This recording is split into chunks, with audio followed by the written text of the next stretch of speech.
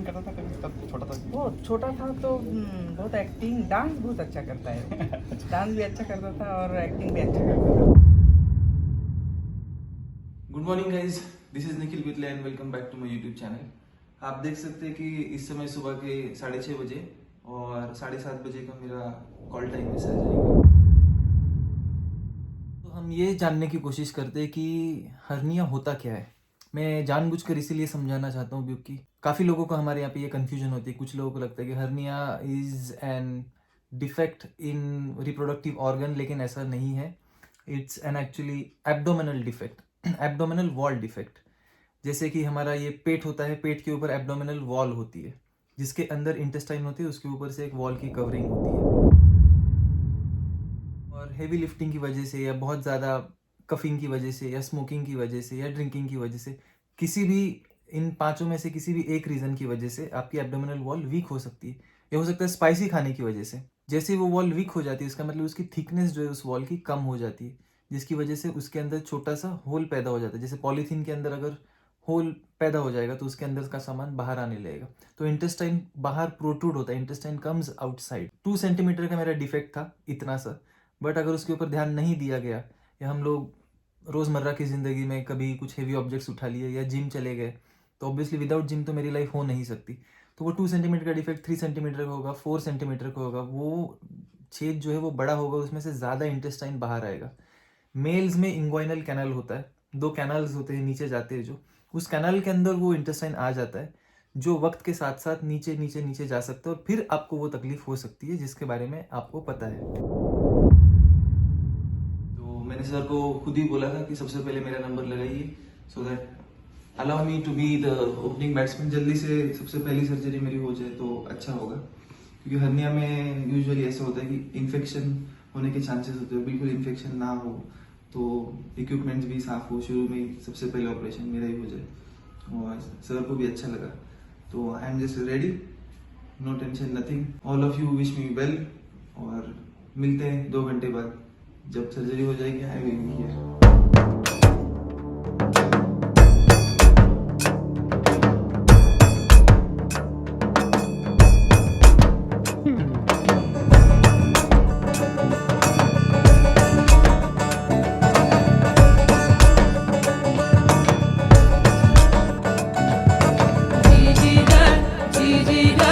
तीसरा दिन है मेरा हॉस्पिटल में। सर्जरी से 1 दिन पहले एडमिट हुए थे, फिर डे 2 पे मॉर्निंग में सर्जरी हुई और कुछ घंटे बाद मैंने खड़े होने की कोशिश की, लेकिन थोड़ी सी ब्लीडिंग हुई क्योंकि एनेस्थेटिक इफेक्ट होता है बॉडी के ऊपर। और ऑब्वियसली कुछ घंटों के अंदर तो आप खड़े नहीं हो सकते, लेकिन मैंने 2-3 बार उस दिन भी कोशिश की। डॉक्टर ने मुझे कहा था कि आपको खुद से वॉशरूम तक चल के जाने की कोशिश करनी है, किसी का सपोर्ट लेके। लेकिन पहले दिन नहीं हो पाया, फिर दूसरे दिन मैंने कोशिश की, फिर भी नहीं हो पाया। तो इसीलिए तीसरे दिन आज डिस्चार्ज मिल रहा है।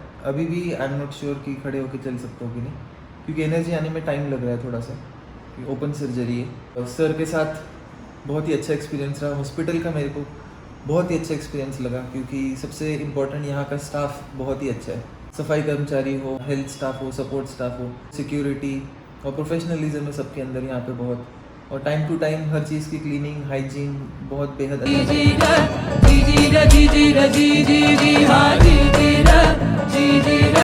So guys, my surgery has been successful due to the expertise of Mr. Viraj Lokur sir.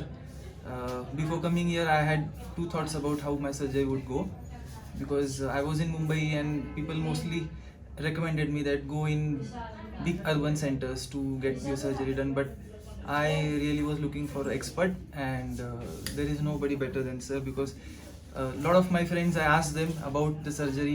10 out of 10 people told me that if you want to do something good to yourself, then please go and meet God of surgery, which is Dr. Viraj Lokur sir. So thank you so much sir. And sir, just 2-3 questions. May I know your age sir? Me, 71. And I've heard that you walk by stairs on your own. You never use Yeah. lift. So what is your routine sir? How are you fit? आपकी fitness का राज क्या है? Well, good exercise, good food, and lot of work. That's it.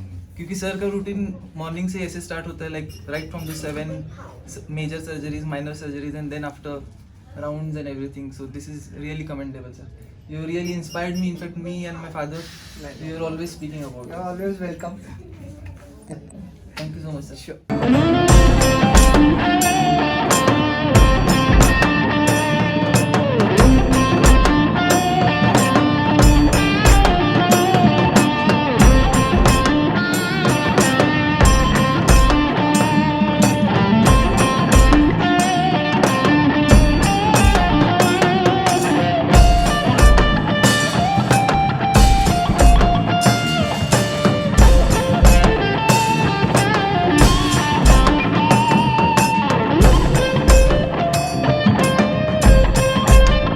लेकिन हम ये होने देना ही नहीं चाहते थे। इस वजह से मुझे एक छोटा सा बल्ज महसूस हुआ, just like a marble shape. जैसे आपको कभी सिर पे चोट आती है तो यहाँ पे आपको एक बल्ज आ जाता है, तो वैसे ही मुझे अपने कमर के पास एक बल्ज महसूस हुआ। और वो 3 दिन में एक बार कभी दिखता था, कभी एक हफ्ते में एक बार दिखता था, और बस फॉर 3 सेकेंड्स टू 5 सेकेंड्स थोड़ा सा दिखता था, फिर गायब हो जाता था। मोस्टली जब आप कॉफ़ी पियो या चाय पियो या कोल्ड ड्रिंक, एनी कैफिनेटेड और कार्बोनेटेड चीज़, कोई भी हो बेवरेज, जिसकी वजह से वो मुझे ऐसा लगता है कि स्पाइक होता था, तो थोड़ा सा इंटेस्टाइन बाहर निकलता था। मुझे शुरू में लगा कि शायद कोई गांठ होगी या ब्लड क्लॉट हो रहा होगा। जिम तो वो सही से चल रहा था, देयर वाज नो इशू। फिर मैंने अपने एक लंदन में दोस्त से उससे डिस्कस किया, and then she told me कि I think it's inguinal hernia. तो मेरे लिए पहली बात तो ये शब्द काफ़ी नया था, तो फिर मैंने गूगल किया, देखा, तो मैंने कहा नहीं यार, ये मेरे साथ कैसे हो सकता है। एब्डोमिनल वॉल के अंदर छेद बन जाए और उसमें से इंटेस्टाइन बाहर आ जाए, और ना तो मुझे कोई पेन हो रहा है। 2 चीज़ें होती है, या तो आपको पेन होना चाहिए या तो वो बल्ज बहुत बड़ा होना चाहिए, बट मुझे दोनों ही नहीं हो रहा था। इस वजह से इसको कहते हैं असिम्टोमेटिक हर्निया, जिसके कोई सिम्टम्स है ही नहीं। वो ना तो वो बल्ज में कभी डॉक्टर को दिखा पाता था, क्योंकि वो उस वक्त होता ही नहीं था जिस वक्त मुझे दिखाना होता था। मोस्टली जब मैं अपना वर्कआउट जिम में ख़त्म करूँ, उसके आधे 1 घंटे बाद, खाना खाने के बाद, मुझे वो बल्ज दिखने लगा था। फिर मैंने सोचा कि there is no point in postponing it. आगे जाके कुछ सीरियस हो जाए, इससे अच्छा है कि अभी डिफेक्ट छोटा सा है। और पिछले हफ्ते पता चला, और फिर मैंने सोचा कि इसी महीने के अंत तक मुझे सर्जरी कर लेनी चाहिए। लेकिन बीच में मेरी फिल्म का प्रीमियर था, और वो सारा फंक्शन ख़त्म करके हम लोग यहाँ पे आए, और फिर अच्छे डॉक्टर ढूंढने थे।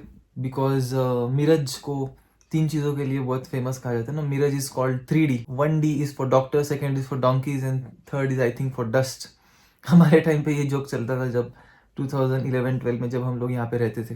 बट डॉक्टर्स खासकर मीरज में एक से बढ़कर एक है। मुंबई में मैं नहीं करना चाहता था, बिकॉज ख्याल रखने के लिए घर वाले नहीं होते वहाँ पर, तो इसीलिए घर आए। और डॉक्टर लोकुर के बारे में काफ़ी चर्चा है यहाँ पर, काफ़ी नाम है उनका। मुझे लगता है वो 35-40 साल से भी ज़्यादा प्रैक्टिस कर रहे हैं, और 10-15 हज़ार से ज़्यादा उन्होंने सर्जरीज की हुई है। मेरे जितने भी मेडिकल के फ्रेंड्स हैं उन सब से मैंने पूछा, तो 10 out of 9 people just told me कि लोकुर सर के पास ही आपको करना चाहिए। एंड सर ने मुझे बहुत अच्छे से एक चीज़ समझाई। I was opting for laparoscopy, जिसमें 3 छेद आपको किए जाते हैं, एक आपके नाभि के ऊपर और 2 साइड में, और फिर उनके इंस्ट्रूमेंट्स अंदर डालकर इंटेस्टाइन अंदर खींच लेते हैं, और फिर उस डिफेक्ट को स्टिचेस कर देते हैं।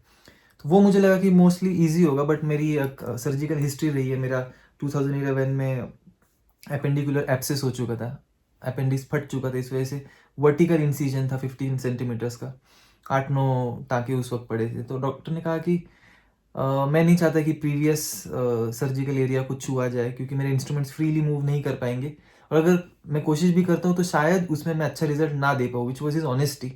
उन्होंने कहा कि आप अगर एकदम एक्सपर्ट से ही कराओ तो बेटर होगा। मैं करता तो हूँ, लेकिन I am not so sure, क्योंकि लैप्रोस्कोपी में काफ़ी पेशेंट्स दोबारा उनके पास आए हैं कुछ 3 महीने बाद या 6 महीने बाद, क्योंकि अंदर से एक मैश लगती है, एक सफ़ेद जाली होती है जो डिफेक्ट के बाद वहाँ पे डिफेक्ट को सी देते हैं और फिर मैश लगाते हैं, उसकी वजह से, ताकि दोबारा इंटेस्टाइन बाहर ना जाए। लैप्रोस्कोपी में वो मैश अंदर से लगती है, और ओपन सर्जरी करो तो वो मैश बाहर से लगती है।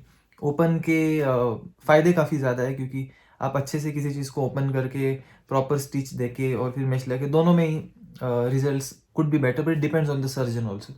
लेकिन सर का ये कहना था कि भाई 150 साल पुरानी अपनी ओपन सर्जरी की प्रथा चली आ रही है, जिसके अंदर वो एक्सपर्ट है, और लैप्रोस्कोपी स्पेशली मिरज में 10-12 साल से लोग कर रहे हैं।